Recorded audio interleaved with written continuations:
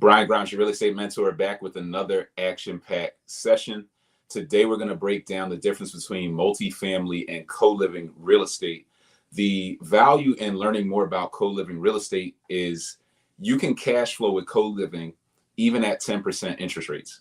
So this will allow you to unlock yourself in terms of cash flow. I get this question a ton of times. Brian, what am I going to do with rising interest rates? If rates are going up, how do I build more cash flow? I'm going to break that down for you today, how this works. Once you learn this strategy, you can crush the competition.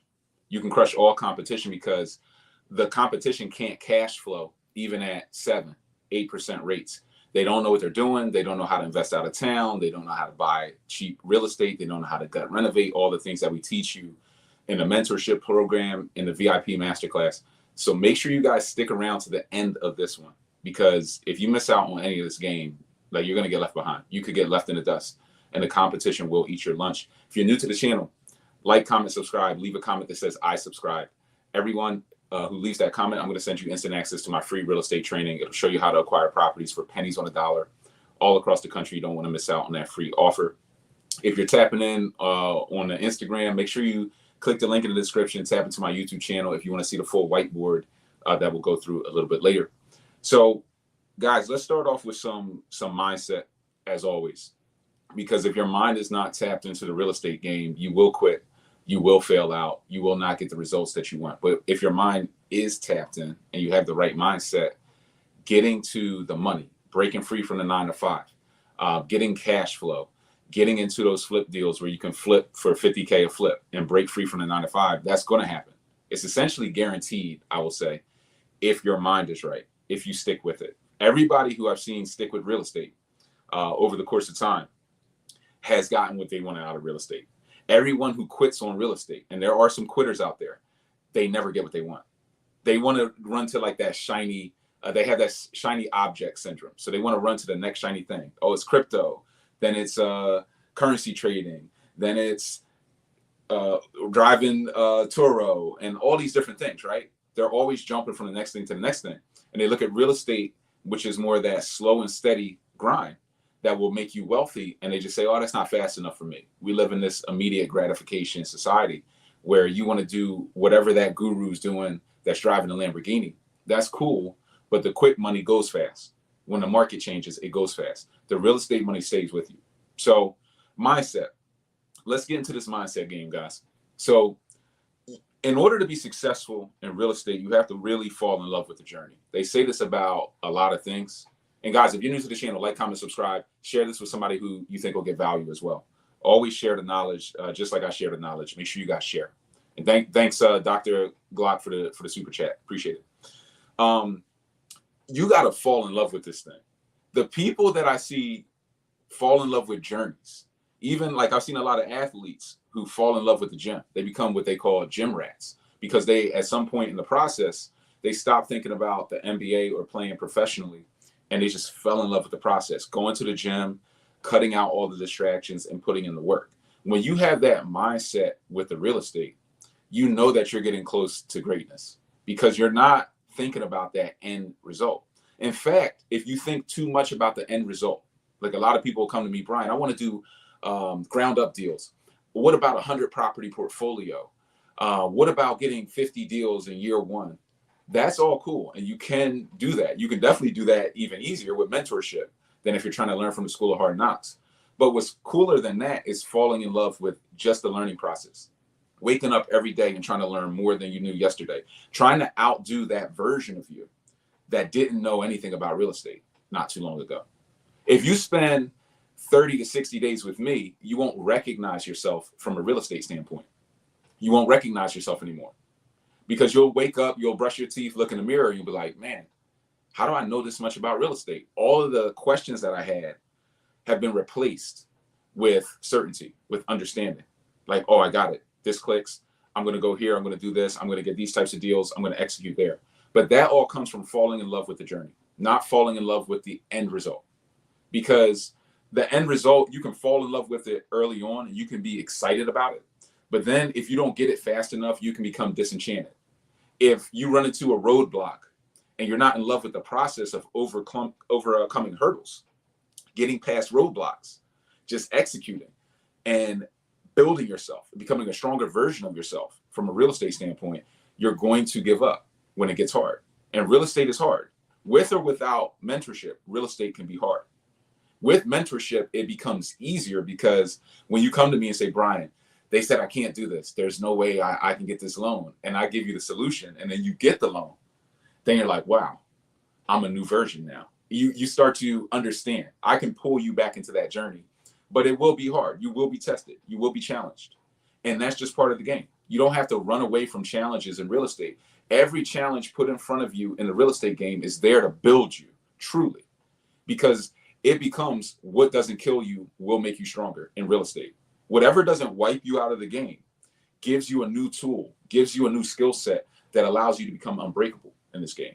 And once you get to the level of mindset where I'm at, which is I've been putting out fires and solving issues for so long, for over a decade now, that I truly do not believe that there's an issue that I can't overcome in real estate. I don't believe it, like flat out. And that's a difference between even having confidence and saying, well, I believe I can overcome, anything. There's some of that, but it's actually a belief system. And I've run into all my worst fears, all my biggest nightmares, and I've overcome them. And I don't believe that there is a problem that is unsolvable anymore. Not even for me and my own personal ability, but for anyone, even for you guys.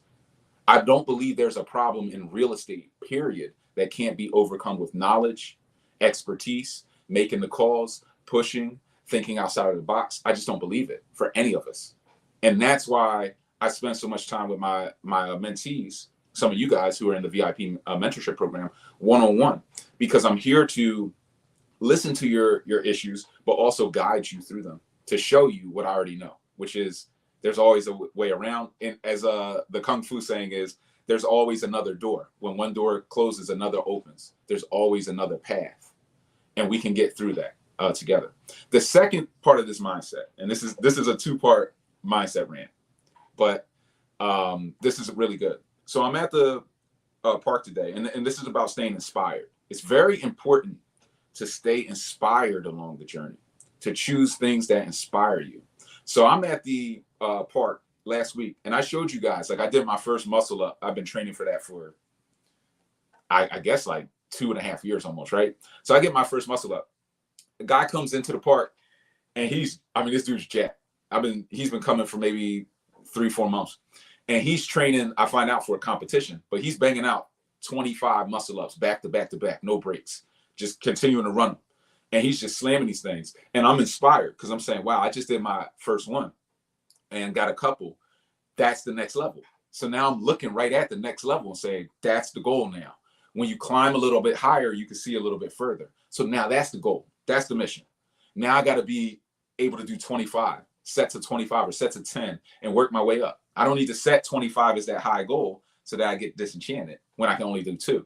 I'll set the goal at 5. Then when I get hit 5, 10. Then when you hit 10, 20, you keep climbing, right? But then I go to this guy. I say, bro, are you training for something? What's the circuit? Teach me the game, essentially, right? Because this is how I get ahead. I go to other people who can do things that I would like to do. And I say, teach me the game, because I want the shortcut. And I say, what are you training for? He's like, oh, I'm training for a competition, a muscle up competition. I'm doing this weighted 25 plate weight, and we got to do this in this time period. So I'm like, oh, even this dude has an inspiration, right? He's probably training for something he's going to lose. Now he can crush me in muscle ups, but there's somebody who can crush him that he's training mentally against, because he's also inspired. And that's the game. It's to always, no matter where you're at, to pick a higher level, somebody who's doing something bigger, better, and stay inspired. That can keep you in love with the journey, because the journey never ends.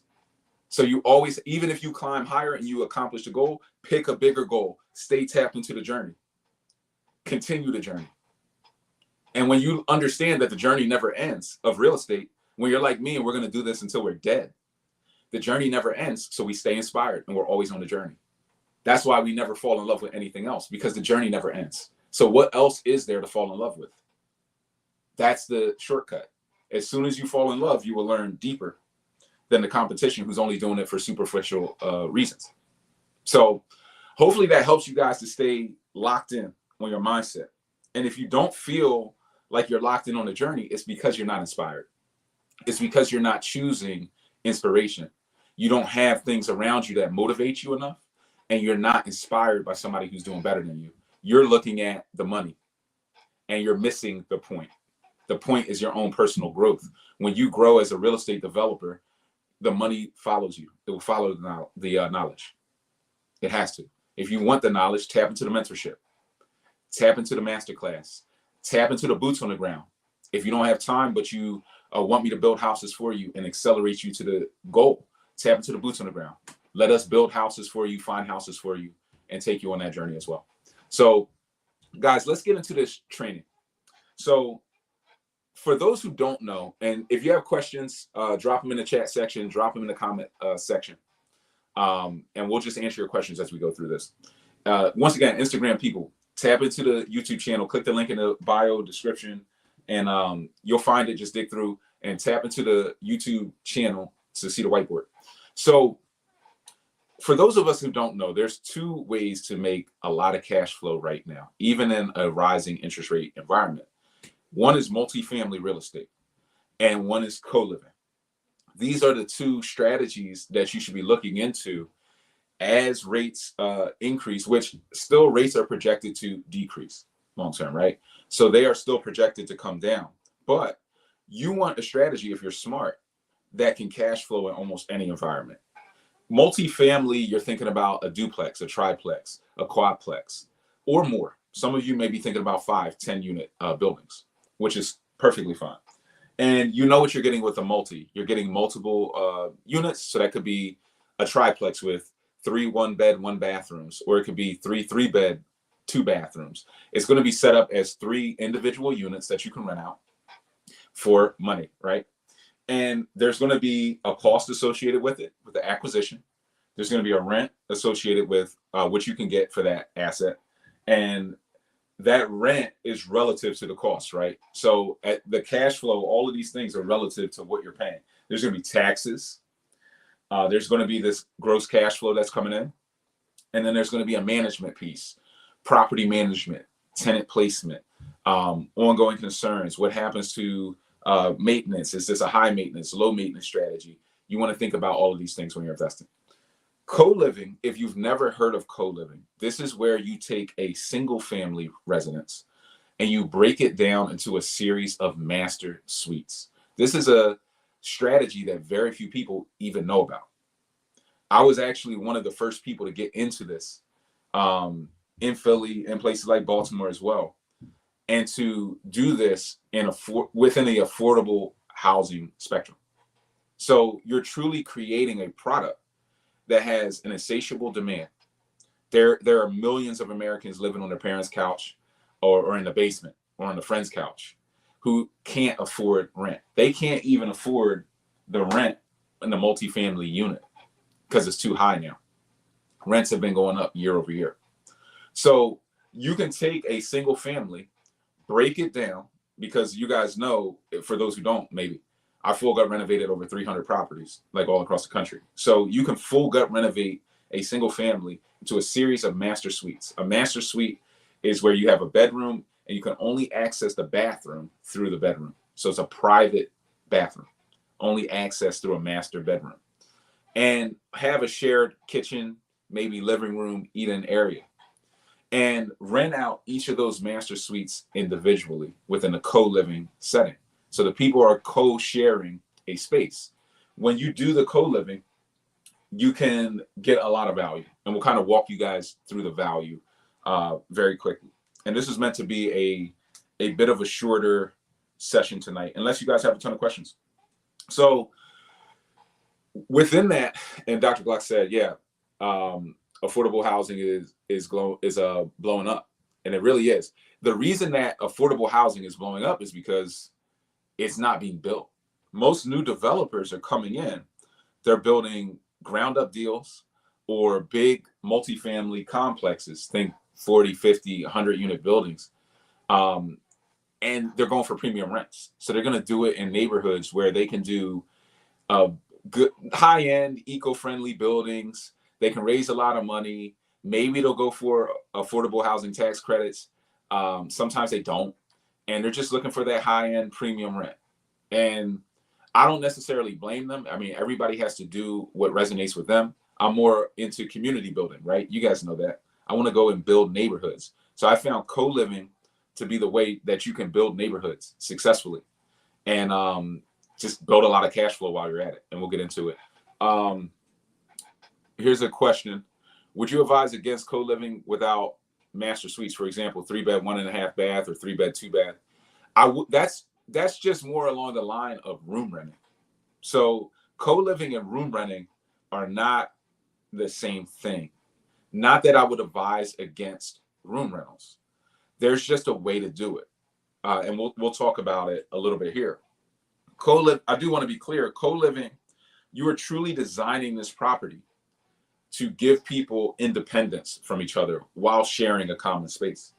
So the common space, what I'm doing with the co-living is I'm shrinking down the common shared areas. So the kitchen, the living room, it might just be an eat-in kitchen, breakfast bar, very tight. No big congregation space of a living room where people are going to have a bunch of company over, fight over stuff, argue, bicker. You're essentially setting this up in a way where the master suite is like a studio. People are going to come out, maybe they'll use the kitchen, maybe not.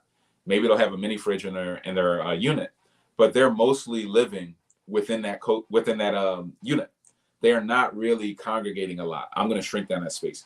When you're dealing with a room rental, you have the setup of the single family property, which means there's typically going to be a kitchen, a living room, and a dining room, typically. So when you have that, you're going to have a lot more shared spaces. It's not that you can't do it, but I would say you have to be even more critical with a room rental in terms of who you put into that property. You're also going to get a lower premium on your rent because people are sharing the bathroom. Now, I've done studies, tests with different tenant populations. I manage hundreds of tenants, and you can just flat out ask people, what would you like to share? Or what would you be more comfortable sharing, your bathroom or your kitchen? Everybody will say, I'll share the kitchen. I don't want to share my bathroom. Also, when you're dealing with a room rental setting and you have that 1.5 bath or 2 bath, who's responsible for cleaning the bathroom? It's bad enough having the kitchen and saying who's responsible for that, but you can set some house rules. But truly, who's responsible for cleaning that kitchen or for cleaning that bathroom? The bathroom even worse than the kitchen. The kitchen, I can send in a cleaner. Hey, go once every 2 weeks. You can put in a dishwasher. You can set house rules. You can kind of control that area a little bit better. For the bathrooms, it's like a lot more wear and tear, a lot more usage, a lot more on your maintenance. There's people who want to, maybe they wake up and go to work at the same time. They both want to shower at the same time. There's a lot going on. People are having company over now. They're using the main bathroom. Maybe you only have 3-bed, 1 bath. So everybody's using the main bathroom. People are getting uncomfortable. Where do people put all their stuff? Like most of us, you take your toothbrush, you put it right on the vanity, right? You put all your stuff right on the vanity. What if you're sharing that with 3 other people or 2 other people? So it's a lot less comfortable in a room rental setting, which means you're getting a lower rent. Doesn't mean it's not profitable, though. It is profitable to do room rentals. I found in terms of premium, for a room rental, you could typically rent, these are just hypothetical rents, but they're also real and tested, maybe $565 to $595 a month for a room rental. Whereas for a co-living unit, you're more like $775, $795. So almost a $200 per month premium for the co-living over the room rental. Then you multiply that by 3, because while you have the 3-bed, 1.5 or 3-bed, 2 bath, I have 3-bed, 3 bath. So now I'm getting $200 premium times 3. That's an extra $600 a month off of the same property because my setup is a little bit better. And I have less of a management headache. And my people are more comfortable, less likely to leave. Your room rental tenants are more likely to jump ship and jump into my co-living space, right? So no, you're definitely welcome for the answer, guys. If you guys have questions, comments, drop them in the chat section, drop them in the comment section. We will answer your questions, and leave your comment that says I subscribe, like the video so that this gets out to more people, and share it with somebody who you think will get value. But we will stop to answer your questions. Here's a quick one from Dr. Glock. What do you think about hotel conversions with some affordable housing? It depends. I mean, when you're talking about these larger conversions, they can happen. You could do it with a hotel, but I think hotels are very profitable right now, just as hotels. So I don't know that you necessarily need to convert a hotel right now. Like during COVID and all that stuff, there was some times where the hotel industry was kind of getting pinched out a bit. But right now, you don't really need to do anything. Um, so let's kind of break down a side by side of these two strategies, right? So when I'm thinking about what should I do, especially when interest rates are high, should I do multifamily or co-living? And I will, caveat this with, if you're doing co-living, you don't want to do this kind of by yourself for the first time. You would want to tap into mentorship because you need to make sure your architect understands this. You need to make sure your attorney, your landlord tenant attorney, understands this. You need to make sure you are abiding by the different regulations within your township in terms of how many people can live in one of these houses. If you want me to build a co-living property for you, you tap into my boots on the ground program. We'll build it for you. We'll do it all for you because it's all battle tested, and I've been doing this for a very long time. So even though I talk about some of this stuff, by the way, a big concern as we get into co-living is the management piece, which we'll get to. I recently started a property management company just for my boots on the ground people, where we will property manage these assets for you as co-living properties. And that is very unique in terms of a value add, because as we get into management, we'll talk about it again, but there are a lot of management companies that will not tenant co-living because they don't understand it. They've never heard of it.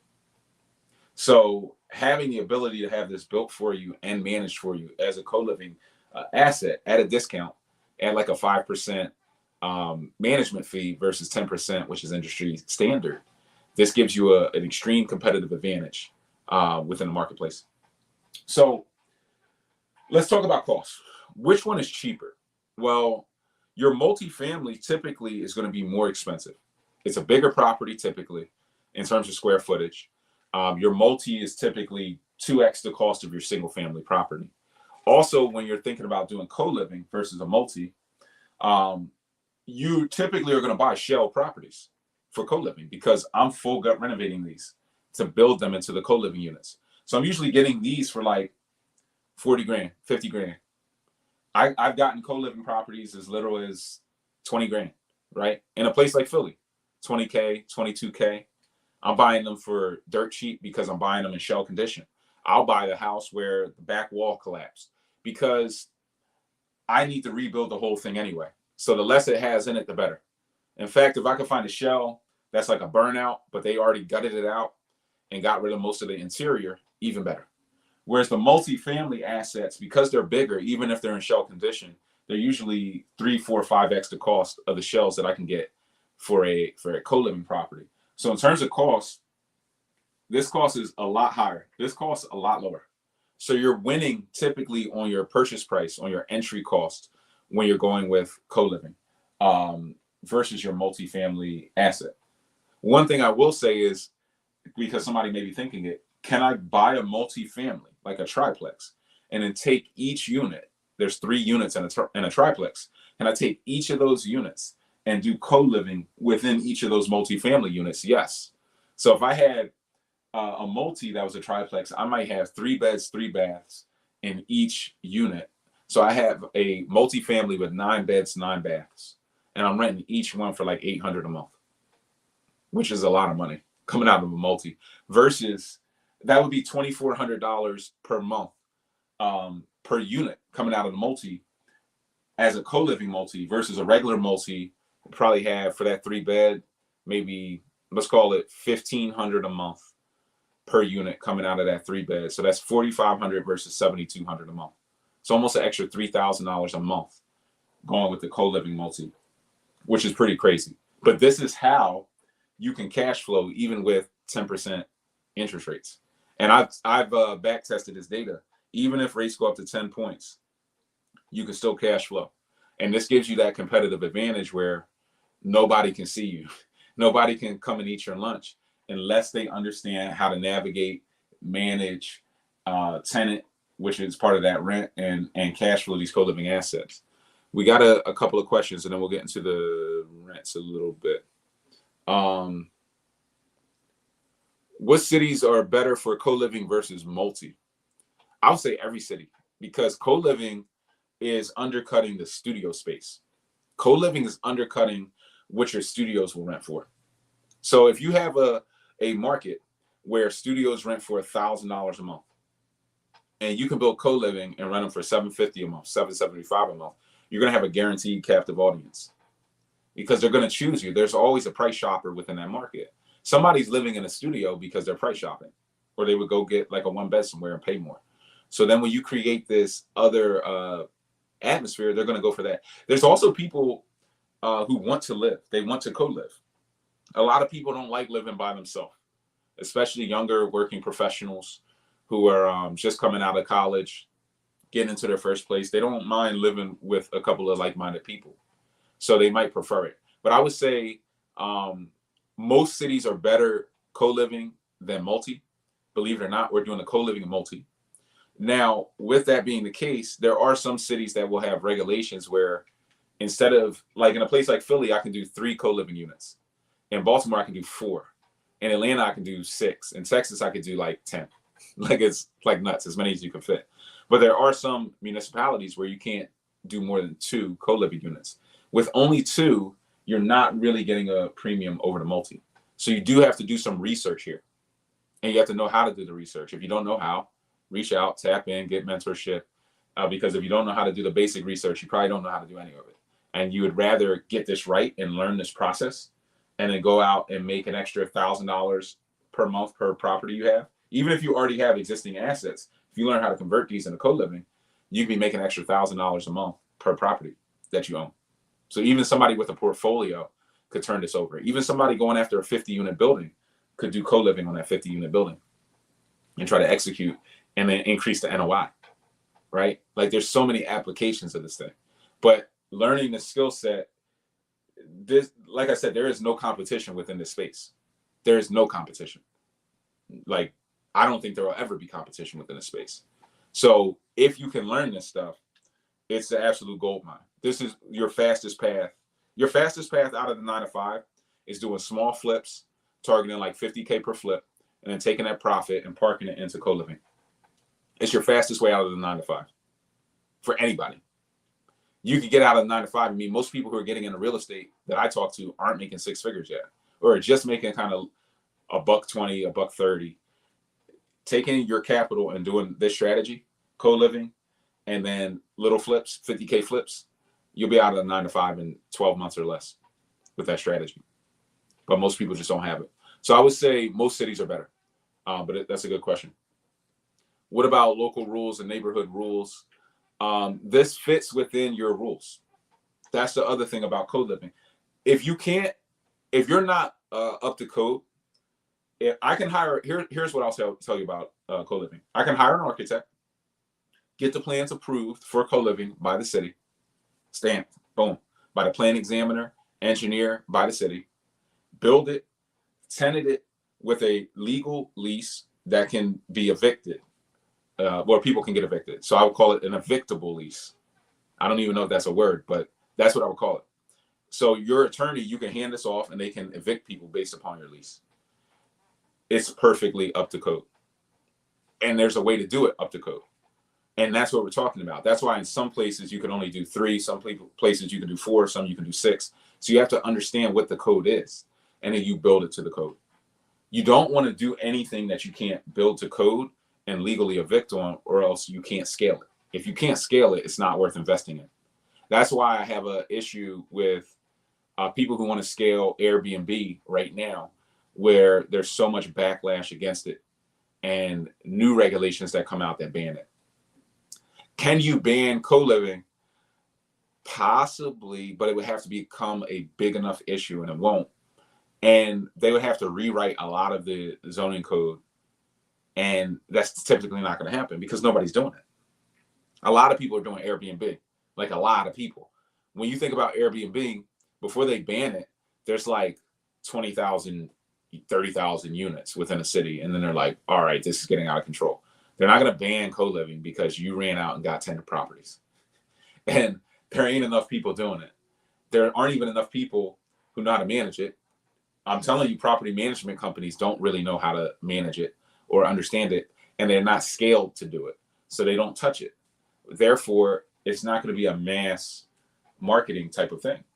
So you can do co-living all day, and it falls within single family residence regulations. So they would have to rewrite what a single family residence is. And I don't see that happening. It's much easier to say this is short-term rental than this is not a single family residence, even though it says it is, and it's been written that way for 50 years in terms of the code. Like that's it's just not going to happen. Said on co-living, you just answered. Thanks. Single family to rental or multifamily to start. Currently live at home with family and can live on my own, but rather build my portfolio and then get my home after. What's the best way? I would say your best way is to house hack a multi. Your best way to get started on your first deal is to house hack a multifamily, live in one unit, rent to others. Try to get like a triplex. That's the best way to get started. The best way to scale up is what I'm talking about. Quick flips, 4 to 8 week flip deals, targeting like 40, 50K per flip, and then parking that money into buy and hold assets that can cash flow you as much as possible. Co-living cash flows more than, I mean, you will not hear a strategy. I'm waiting. If anybody wants to challenge me on a strategy that cash flows more than co-living, bring it. But I have not heard one yet. And also tap into mentorship, because mentorship is going to save you so much time and so much money. If you're already living at home, you need to make sure your first deal is your best deal. If your first deal is your best deal, your cash flow is going to go crazy from day one. And then you're just going to have a smooth ride. If you go and try to learn from the school of hard knocks out of pride, being stubborn, being foolish, whatever you want to call it, everybody has a reason. You're going to experience a lot of pain. You may even knock yourself backwards out of the game. You may be living at home a lot longer than anticipated. So I would say the first thing to invest in, even before the house, is your education. I invested in my education as best as I could, and for what was available, even though I still had to do a lot of school of hard knocks. It wasn't completely blind. I studied this game for 2 years and saved before ever buying my first property. And I took the people who came on a ride along with me last weekend in Philly. You guys got to walk in my first deal. It's still standing. It's still a good deal. The first property I ever bought. The first deal I ever got, 3x in value. The neighborhood is great. It's in a perfect pocket, but that's because of all the research, all the work I did, and tapping into knowledge, having mentors that, while they weren't at the level of mentorship that I give you guys, hell, the mentorship I got wasn't even as good as these free calls as this, right? It wasn't even that good, but it was enough to allow me to not make some serious mistakes, to where my first deal was one of my best deals. So make your first deal your best deal, and stay tapped in, and tap into mentorship. If you don't know how to do it perfectly, just get into mentorship. FHA for high cash on cash return with low down payment, or blow your cash on 20% down payment. House with guest house for me to get my first home and rent out the main. Yeah, you could do that. I would say FHA for high cash on cash return with low down payment for your first deal, which would be the house hack. I would do that first. I would not even jump into the 20% down payment strategy. I did that, and we all did that. Those of us who did that strategy, which was because we didn't have the knowledge. We didn't know about creative financing, how to invest without cash or credit at all, through lease purchase options, subject to sandwich lease options, land contracts, wraparound mortgages, all these different strategies out there. We didn't know about that. Nobody taught us the game, right? So we started running around plopping down 20, 30% on deals until we went broke. And then it's like, there's got to be a better way. Then I got into full gut renovation and learning how to leverage hard money and OPM and other people's money. And that allowed me to accelerate to hundreds of properties, right? And then on that journey, I got into the co-living. So I started to tap into the co-living from that journey. So I would say skip all of the nonsense. A lot of us will put down so much money. A lot of us put down so much money on this 20%, 30% down. where we could have taken a fraction of that. Like my second deal, it was a duplex. It was bank owned, 75,000. I probably put 30K into that deal. I could have taken, let's say, 5 grand, put it into mentorship, and kept that 25K, and I could have levered that 25K into like probably 5 properties, 6 properties versus 1. And at the price point I was buying those properties at back in 2014, those 5 or 6 properties would have 2 or 3x in value. But I did not have the knowledge. I could have acquired, probably with the knowledge I have now, 50 properties that were on sale. These properties are selling for 200,000 now. I could have bought them for 30K, and they only needed 10K of renovations. I did not have the knowledge. I did not have the systems. I didn't know how to build the teams. You guys, a lot of us don't understand how powerful the knowledge is. It's so sad to me at times. It really is. Like, I was talking to a guy today, and I'm like, what are you looking for? And he's just like, oh, I'm this big finance guy, and I got multiple businesses. And I'm like, here we go. He's got multiple businesses, finance. Cool. But do you understand the power of real estate? Because you're striking me as you're thinking real estate is just some next business that is here to try to compete with your other businesses, and it's not. Nothing touches real estate. Nothing will ever touch real estate. It's just not going to get there for the average bear. It's just not going to get there. But you got to stay tapped into this stuff. It shows me like a general lack of understanding of the power of the knowledge here. Even some of us are looking at the prices today and saying these prices are crazy. You don't understand 10 years from now, the prices are going to be double. And then you'll be looking back saying, man, I could have bought for that. Wow. What if I had the knowledge of how to leverage and use OPM to acquire 2 or 3x more properties? I'd be a multi-millionaire right now. But you're going to miss it because you don't understand the value of the knowledge. You don't know what you don't know. So you don't understand that you're hurting yourself. You might look at an investment. Like, we have a group course we'll have on sale at times for like $497. You might look at $497. Oh, I can't do that. But then you'll stroke $3,000 on a vacation. And then that $497 investment could have left you with 50 properties 5 years from now. But you don't understand. So you just lose. But unfortunately, it's capitalism. There has to be losers. There has to be losers and winners. And the winners are going to be the people who invest in themselves. The losers are going to be the people who just don't, who aren't inspired enough, who aren't motivated enough, who are too distracted. And then they just lose. And it's just part of the game. So it's sad to me, but it also is part of it. And I have to watch it and just say, wow.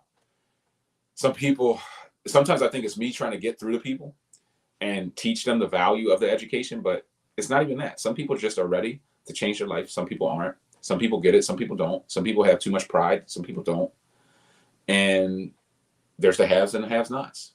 But you can, build communities and make yourself wildly wealthy in real estate and break free from the 9 to 5.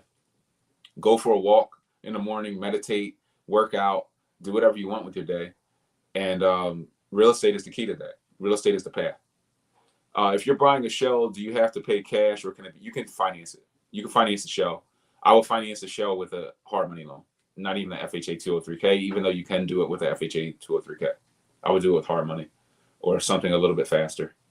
On the co-living situation, is it more cost effective to add walk-in showers when building out the suites versus installing tubs? It depends. I like, sometimes the tub is cool because you might have a co-living unit where it's like a single parent with a kid, and that tub's important because the kid takes a bath, or they might have a very young, kid, right? So that could be important. The tub is not necessarily something that you want to rule out. The standing shower can be good, but the standing shower is more expensive.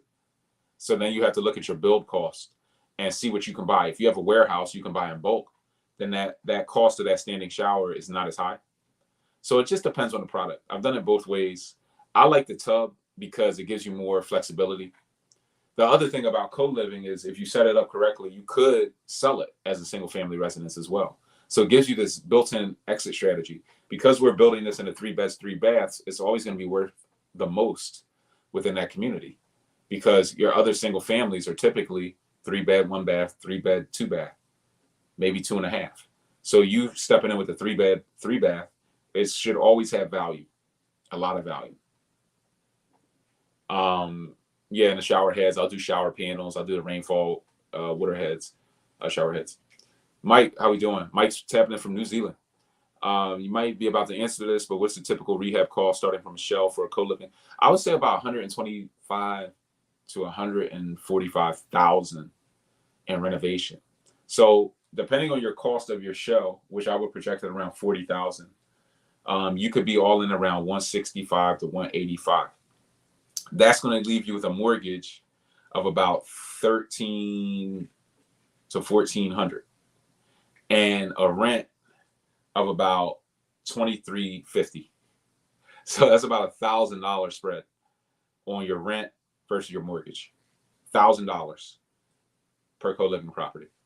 Now, if you're doing a strategy where you're flipping and taking those profits and parking it, then you can take on even less leverage on that refinance. And that's $1,300 a month, $1,350 at 7.75%, 8% interest rates. Rates tick back down to, the fives, which they're projected to, 5% range.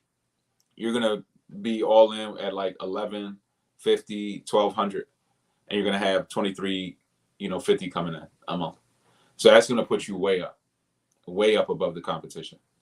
You're going to be cash flowing over $1,000 a month, even after fees, especially if I'm managing it for you, because I'm doing it at 5% and we're doing the tenant placement and all that stuff. So co-living is definitely a good strategy. It's super scalable, right? Buying shells is super scalable. Probably the most scalable thing you can do.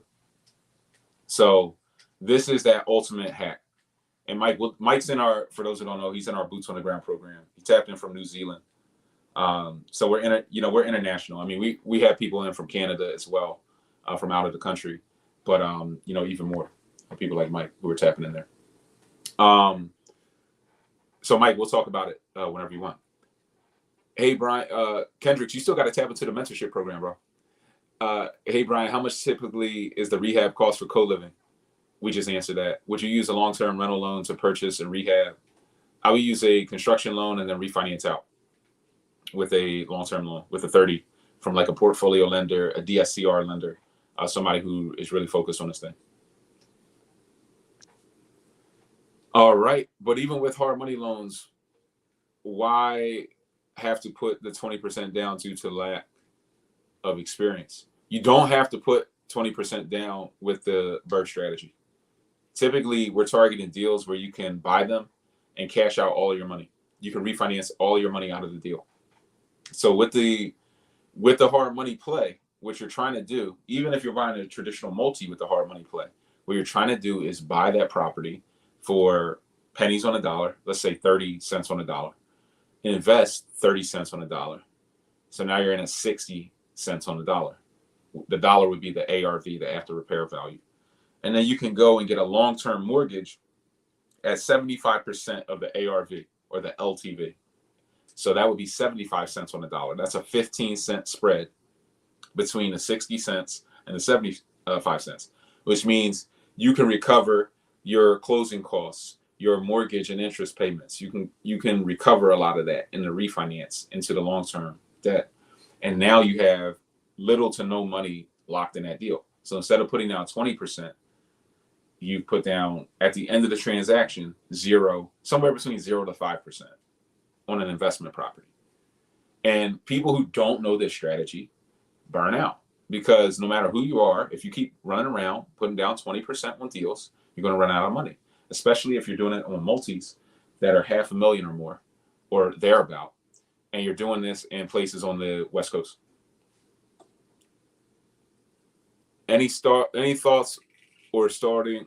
I think we're saying on starting co-living via arbitrage. You'd have to elaborate on that in terms of what you mean there. Randolph said, thanks, I appreciate you. Guys, like, comment, subscribe. If you're getting value out of this, like, comment, subscribe, and share. But more importantly, share it with somebody else who you want to get value, who you want to understand the strategy, who you want to see break free from the 9 to 5. You have to share value really in this world. You have to give back as much as possible. How to get around the no experience rule. Okay, you just deal with lenders. There are hard money lenders who would deal with people who are first timers. So it's not that you try to get around the no experience rule. You just go find somebody who deals with first timers, which is typically going to be a newer lender. Um, Lenders make exceptions all the time. So even if they're giving you a hard time, I can reach out to them. You know, you're in a mentorship program. I'll reach out to them and try to piggyback my experience and say, look, I'm watching over the deal. They'll probably ask me to PG the loan. I'll tell them no. But then I'll tell them, look, I'm watching over the deal. The numbers make sense. Run the numbers. The deal's cool. You guys are controlling the money. I'll start to talk to them in a way where they'll feel more comfortable because they'll understand, okay, this guy's done a lot of deals. They'll probably look up the YouTube channel and see the knowledge, and then they'll just kind of back down. So you really just keep going. You have to be like the child mindset, which is mom said no, dad will say yes. Both of them say no, go ask mom again. Go ask her a third time. Like as a kid, I have to tell my kids no probably 100 times a day because they ask that many times. But as adults, that gets beaten out of us. I don't know if it's schooling or what it is, but it gets beaten out of us. But you have to return to that in real estate. You have to keep asking until you get your first yes. Once you get that first yes, you're it. You're it. All my life I had to fight. No, definitely. But this is part of mindset. This is part of mindset. In real estate, it's very weird because you get what you expect. So if you expect to know, you get it. If you expect the low appraisal, you get it. If you expect that there's no solution, you get no solution. But when you adopt my mindset of there's always a solution, I saw this before, even when I didn't believe. So now I just have the ultimate faith.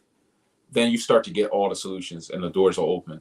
So we only need one yes. So we just keep asking till we get the yes. Then once you get that yes, now you have the experience. Then you never run into that issue again.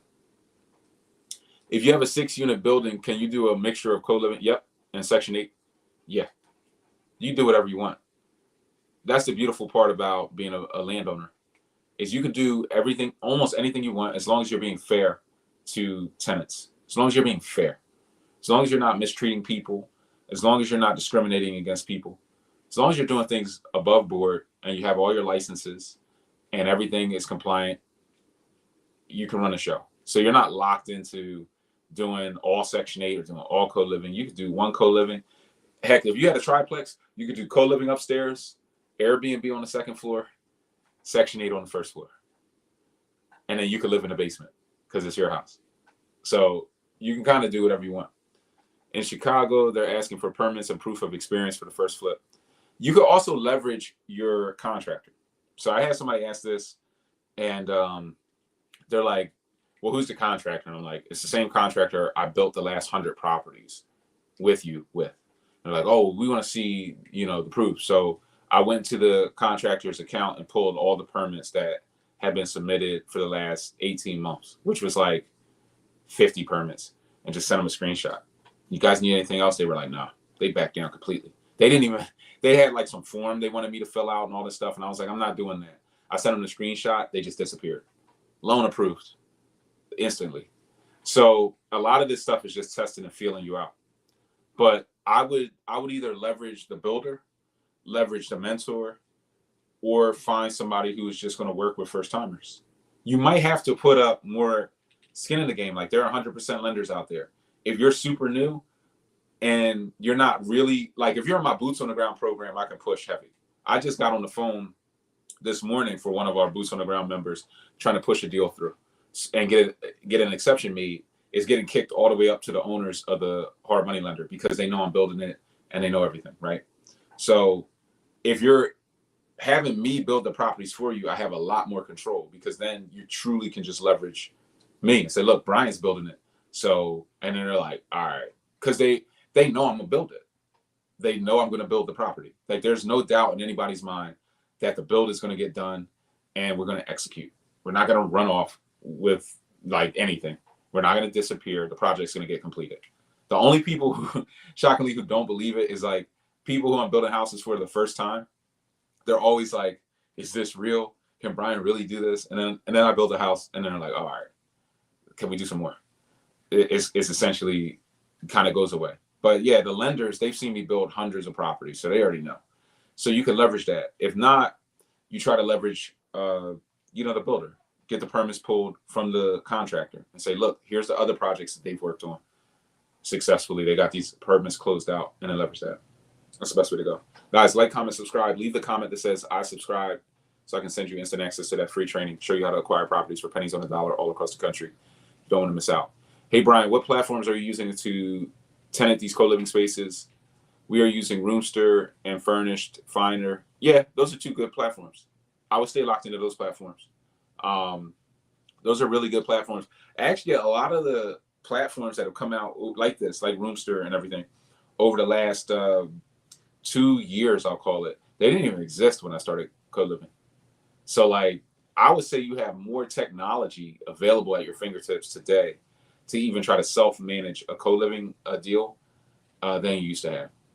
So you have a lot at your fingertips. It's just about going out and doing it, making sure you have the right lease, making sure you have everything together, and executing there.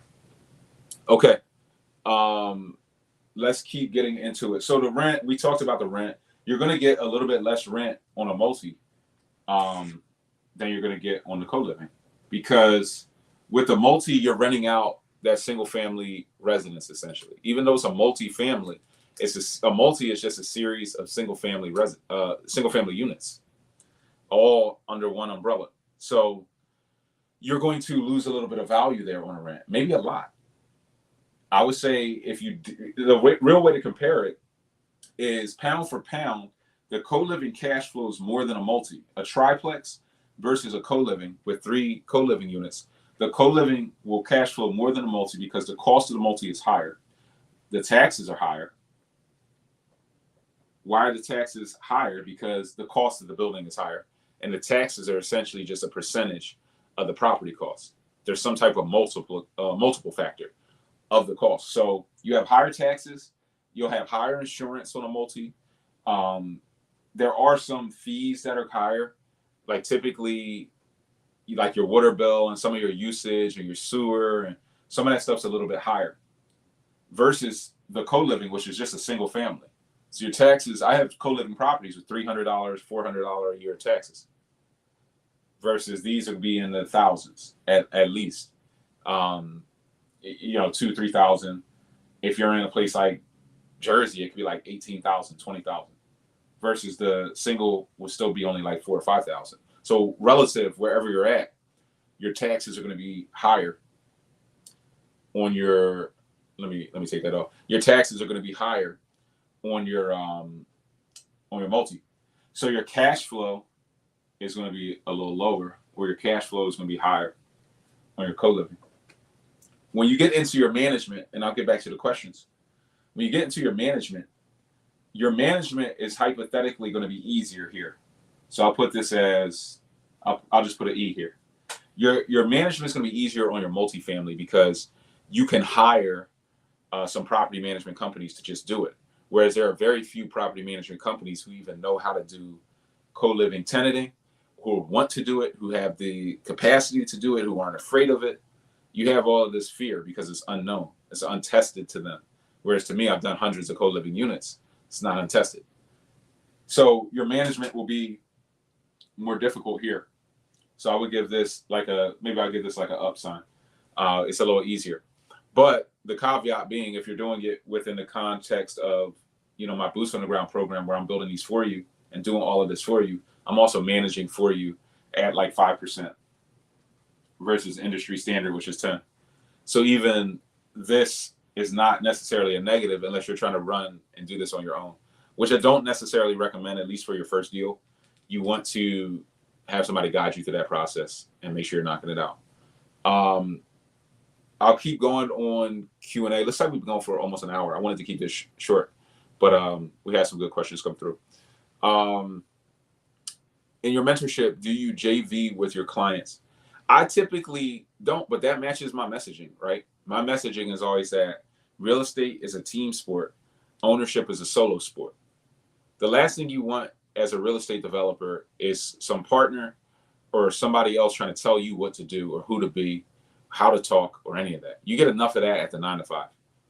You know, your boss, your HR department telling you who you are, what you have to say, how to be politically correct, and all of these different things. When you become a landowner, you just want to run your show. You want to build how you want to build. It's your money on the line, and you want to call the shots.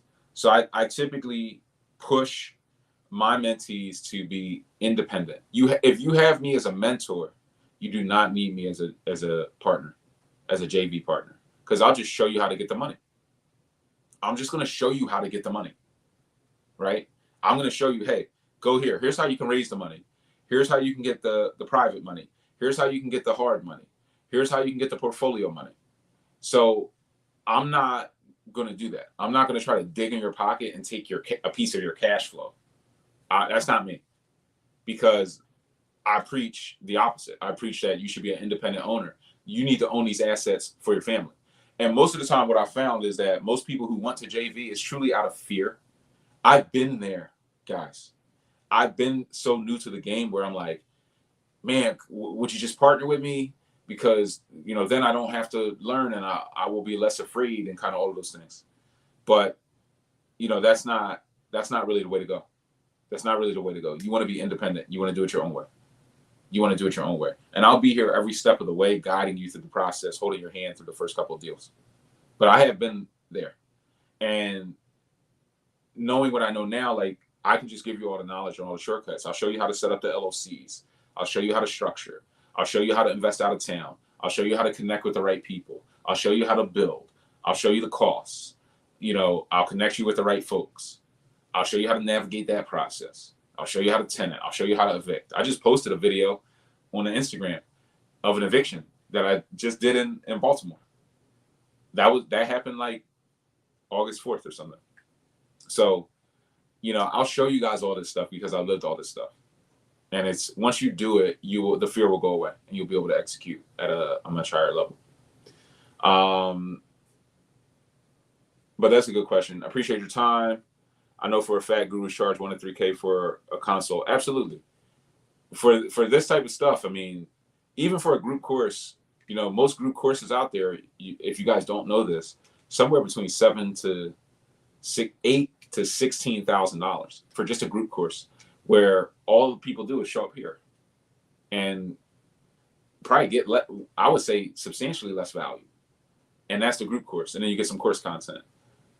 They don't even get the one-on-one mentorship that I offer, where we carve out time where, just me and you hop on a Zoom and we give you that real one-on-one time, and the texts that you guys send that I get. And you guys know you're texting me. You guys know you're blowing my phone up with texts. So I'm giving you guys back personal responses to those texts to accelerate you as well. We're giving you guys a lot. We're giving you the hands-on mentorship via the ride-alongs. Like, this stuff is stuff that you guys have to take advantage of. Don't take it for granted or think it will last forever, because it may not. Look, I may do this forever. I may not. Right? So while I'm doing it, definitely tap in and learn, especially these free calls. I mean, we probably will shift back to private Zooms sooner rather than later. So even these free calls, a lot of you guys, make sure you subscribe, but make sure you get tapped in, because when we go back to the heavy duty private Zoom calls, there's going to be a lot of game being shared in those Zooms. And I can't feed you guys forever. I can keep you guys going, but at some point you have to decide to go all in on yourself. You have to decide, just like you went all in on the 9 to 5 and put that suit on and got up early and started sacrificing other things, your dreams. You decided to put your dreams on hold so that you could go all in on the 9 to 5. At some point, you're going to have to go all in on yourself and bet on yourself and invest in yourself. But what I can promise you is, when you do that, the reward is going to be so high. It's going to be so much higher than the 9 to 5, will ever even consider paying you or offering you. No one will pay you what you can earn in real estate. No one will ever pay you that. And I want everybody to taste that freedom and to know for a fact that they're capable of making so much money in real estate that they can never go back to the 9 to 5. Not that you don't want to go back, that you could never go back, because you could never fool yourself into sitting at a desk when you could be out, making more capital. So, yeah, I do have an Ivy League degree, but that degree, I mean, if you look at the path that I took was to go out into this, really the school of hard knocks, and really the hustle in real estate. Whereas most of my peers were going into corporate investment banking, working 18-hour days, being glued to the desk for the check. Now they were making 180,000, 250,000, while I was making 5,000, 6,000. But they don't have the freedom that I have at this point. You know, they don't have the freedom, not even close to it. And the money they found wasn't worth it. And the way that they make it is so taxable versus the way you can make it in real estate is way less taxable. So there's just so many benefits versus being an employee to being a landowner. Not that there's anything technically wrong with the 9 to 5, and some people prefer that consistency of a paycheck. Some people truly do prefer that, and they can't deal with the stress of entrepreneurship. But for that, I just say build a stream of cash flow with a sophisticated strategy, and then you will still have the same things you love about the 9 to 5, but you'll have so much freedom. I mean, imagine if you could still make what you make at the 9 to 5, but you could get up and do what you wanted every day. And then at some point, stop imagining it and go out and do it. Go out and make it happen or die trying. Get rich or die trying. Get wealthy or die trying. Don't even think about rich, because rich is temporary. Get wealthy or die trying. Do it for you. Do it for your family. So that's it, guys. Hopefully this helped. I will see you guys on the next one. If you want to tap into the mentorship, reach out. However you got here, just reach out to me, DM me. And I'll see you guys on the next one. Appreciate it.